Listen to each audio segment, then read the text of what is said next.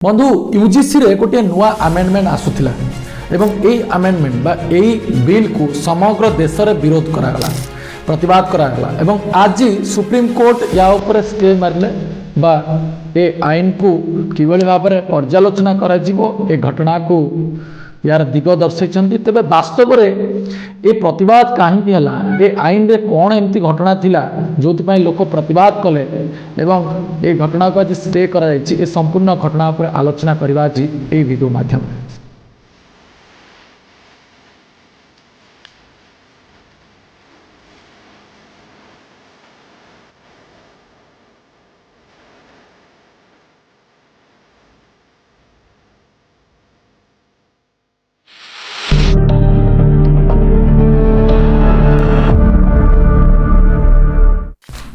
नमस्कार बंधु बंधु यूजीसी यूनिवर्सिटी ग्रांट कमिशन जहाँकि विभिन्न प्रकार आम कहीपर विश्वविद्यालय महाविद्यालय मानकर रेजिस्ट्रेशन एवं एमानकर परिचालना उपर आईन आनी थाए एवं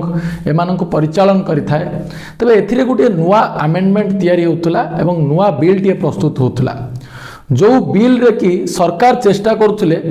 जे समानता को अवलंबन करबा पई जे राइट्स टू इक्वालिटी जो रही आमर जे समानता को गुरुत्व देवाई एवं ये जो समानता को गुरुत्व देवाई ए सीधासख भाव में एसटी एससी एवं ओबीसी मान को अंतर्भुक्त करते जदि आम कहीपर जे कास्ट डिस्क्रिमिनेशंस बा जाति मतभेद बा ए घटना को लेकिन जे माने जातिवाद रो शिकार होतुबा पिला माने किभली भाव न्याय पाइबे सामाजिक न्याय रो केवली वंचित होतुबा छात्र छात्री माने कॉलेज स्तर रे न्याय पाई परिबे याकु ने कि आईन आस्थिला तेबे सर्वप्रथम बुझी नबा जे आईन रे सब कोन कोन थिला बंधु सर्वप्रथम 2012 यूजीसी गाइडलाइन अनुसार बा ए जो एक्ट अनुसार गोटे कॉलेज कमिटी थाए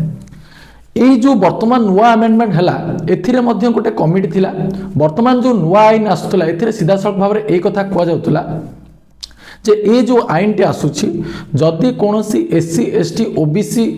कास्ट डिस्क्रिमिनेशन रो शिकार होचंती बा कोनोसी प्रकार रो मतभेद रो शिकार होचंती बा जातिवाद रो शिकार होचंती सीधासख भाव में से तीनिटी उपाय गोटे होची ऑनलाइन माध्यम गोटे होची ऑफलाइन माध्यम एवं आउ गोटे होची हेल्पलाइन माध्यम अभियोग करि परिबे ये अभियोगटी सीधासख भाव में अभियोग कमिटी पाखु जीवो एवं ये अभियोग कमिटी रे को माने रहिबे अभियोग कमिटी रे ओबीसी पक्षर जण रहिबे एससी पक्षर जन रे एसटी मान पक्षर जन रे तेणु ये विभिन्न वर्ग रे किंतु जेनेराल वर्गर कौन प्रकार कहीं भी रे ना ये जो जेनेराल वर्गर कहीं रे ना यही कथाटी आज्ञा जेनेराल वर्गर जो पिला माने थिले सेमानंकु साधारणतः व्यथित कला एवं घटना कौन कहगला जे जदि ये जो आईन टी आसुची निश्चित भाव में आम कहीपर जे सरकार को व्यथित किसी एमती घटना आसुची सामाजिक स्तर में निश्चित भाव कोट ना कोटी आम स्वाधीनता को 75 वर्ष अतिक्रम कले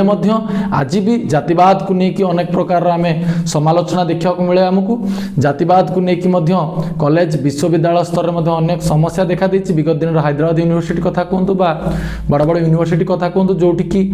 अध्यापक अध्यापिका माने जाति नारे मार्क दियंती जाति की देखिकी मार्क दियंती एमती घटना सामना को आछि तो सरकार कोट ना कोट निश्चित भाव में ये गोटे उद्देश्य आणुले जे समानता को बजाय रखिबा एवं आईन क्षेत्र में बा ये जो राइट्स टू इक्वालिटी को इम्प्लीमेंटेशन करने पाई सरकार आईन तैयारी करथुले किंतु दुखर विषय या जे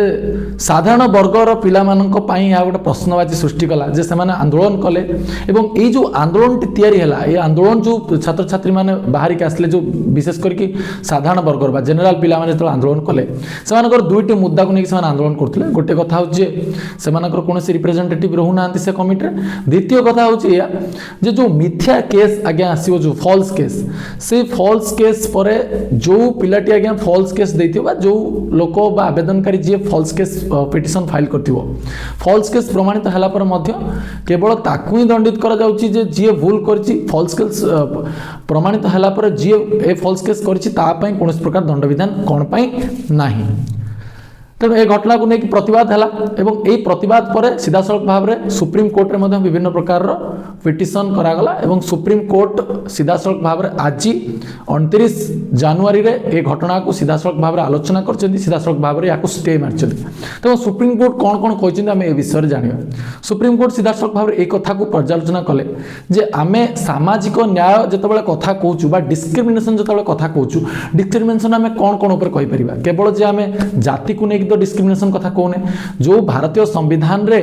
आमर फंडामेंटल राइट्स रही राइट्स टू इक्वालिटी रे धारा 14 आर्टिकल 14 ये सीधासख भाव में एक कथा कहूँ जे डिस्क्रिमिनेशन माने होची कौन ना आपनकर कास्ट आपनकर रहा बार्थ ऑफ प्लेस आपनकर जेंडर एवं आपनकर भाषा बा को लैंग्वेज ये सब को लेकिन सेठी कुआ जाउची तेणु सेठी केवल गोटे कथा कुआ जाउनी जे जाति को लेकिन जे डिस्क्रिमिनेशन हो पारिबो जो अलग कैटेगरी रहिले जो माने डिस्क्रिमिनेशन शिकार हेबे सेमानक पई कोन आईन रहिछि ये होची प्रथम कथा जे सेमानक पई किछि काहे आईन रहि परिबो नाही केवल काहे कास्ट डिस्क्रिमिनेशन रहिबो डिस्क्रिमिनेशन मीन्स तो बार्थ ऑफ प्लेस को नहीं कहि पारे कला गोरा भेदभाव को नहीं कहि पारे कोठी ना कोठी आम कहीपर जे लिंगगत भाव में हो पाए तेणु ये मैंने जो मैंने शिकार हे एम कौन घटना रहा आउ गोटे कथा सीधासख भाव में सुप्रीम कोर्ट एक कहले जे आमे जो ये जो आईन इम्प्लीमेंटेशन करुचु आमे आमर जो विधि व्यवस्था रे आमे भारतर पछकू जाऊने तो पछ वर्ष को फेरी जाऊने तो जे आमे आम पिला मानू कौन शिखौचु जे जदि आमे विभिन्न प्रकार यूनिवर्सिटी आज यही कथा को अप्लाई करूँ यूनिवर्सिटी जदि आमे जातिवाद क्रिएशन करूँ तेज आम ये गोटे अवास्तव घटना देखौनी कि आमको एक कथा सुप्रीम कोर्ट कहते और सुप्रीम कोर्ट अन्य पक्ष एक कथा कहते जे जदि आमे ये आईन को वर्तमान पर इम्प्लीमेंटेशन करवा तेज यार प्रॉपर ड्राफ्ट कौन यार प्रॉपर जो आईन रो जो संज्ञा थाए जे ये आईन आसीपर ये आईन चली पार तेज यार गोटे प्रॉपर जो रहा कथा डेकोरम ये डेकोरमटा कोर्ट ना कोर्ट मेंटेन है ना तेणु ये जो डेकोरम भीतर कथा सुप्रीम कोर्ट आज सीधासख भाव में कहले जे राइट्स टू इक्वालिटी केवल इम्प्लीमेंटेशन कास्ट क्षेत्र में कि जदि कास्ट क्षेत्र में ताहले अन्य माने कौन करेंगे एवं रैगिंग क्षेत्र में एक कथा कह जाउची बेंच जो एक कथा आलोचना कले जदि गोटे सीनियर कास्ट लोअर कास्ट पिलाटे जदि गोटे जूनियर पिला को रैगिंग कला तबे निश्चित भाव कोर्ट ना कोर्ट से जनरल पिलाटी रैगिंग शिकार है तो या कौन घटना रहा तेणु जहाँ भी होना कहीं आम जब कहीपर जे एठी केवल आम कास्ट डिस्क्रिमिनेशन को देखुने ये अनेक प्रकार घटना रही तो तार भीतर आम एक कथा कहीपर जे मनीष धर्मटा हूँ सबुठारु गुरुत्वपूर्ण तापर ही जो धर्म जो जाति जहाँ भी एवं अन्यपटे कहुच्छी जे जो सरकार एक इम्प्लीमेंटेशन कले ये कोठी ना कोठी जदि सरकार चाहूले जे समानता दिगरे आईन आने तेज बिल टी प्रॉपर ड्राफ्टिंग करा जायनि जे बिल रे कोठी ना कोठी ये भूल देखागला जे इक्वालिटीटा केवल जे आमर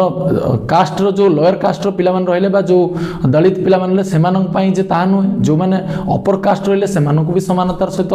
भागीदार करबार थिला आज्ञा कह जाउछे इनोसेंट अंटिल प्रूवेन गिल्टी जदि आज्ञा जने इनोसेंट से पर्यंत माने से अन्याय जदि करनी बा कौन प्रकार भूल करनी तेज से दंडित हवार कौन आवश्यकता ना ये कोर्ट ना कोर्ट प्रश्नवाची छिड़ा कला तेज आम ये कथा कहीपर जदि सरकार चाहूले वास्तव में दलित पछुआ वर्गों आईन आने ये ड्राफ्टिंग टाकू सुंदर भाव में करार या उपस्थापना ठीक भाव में करार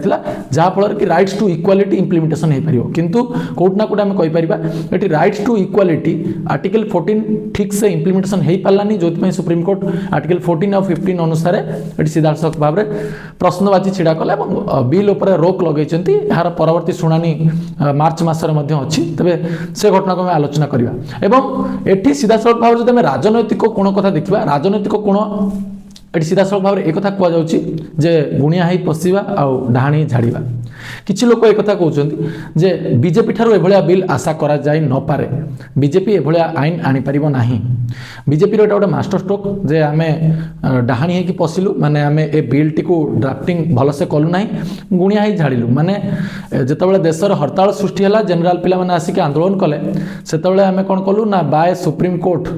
आमे कौन कलु ना ए घटनाटी को दबे देवाई चेष्टा कलु एवं बिल टी को नाकच करदेलु ता माने एठी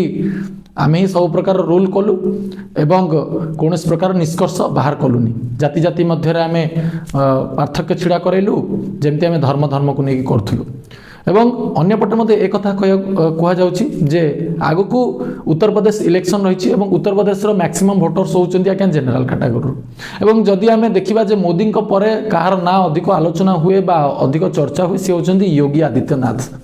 ଏବଂ ଯୋଗୀ ଆଦିତ୍ୟନାଥ ଯେ କାଳେ ପ୍ରଧାନମନ୍ତ୍ରୀ ହେବେ ତେଣୁ ୟାଙ୍କୁ ଦବେଇ ଦେବା ପାଇଁ ବିଜେପିର ଯେଉଁ ଛାମୁଆ ନେତାମାନେ ରହିଛନ୍ତି କୋଉଠି ନା କୋଉଠି ଏଇଟା ଗୋଟେ ତାଙ୍କର ପ୍ରି ପ୍ଲାନ୍ ଥିଲା। ଯଦି ଏମିତି ଗୋଟେ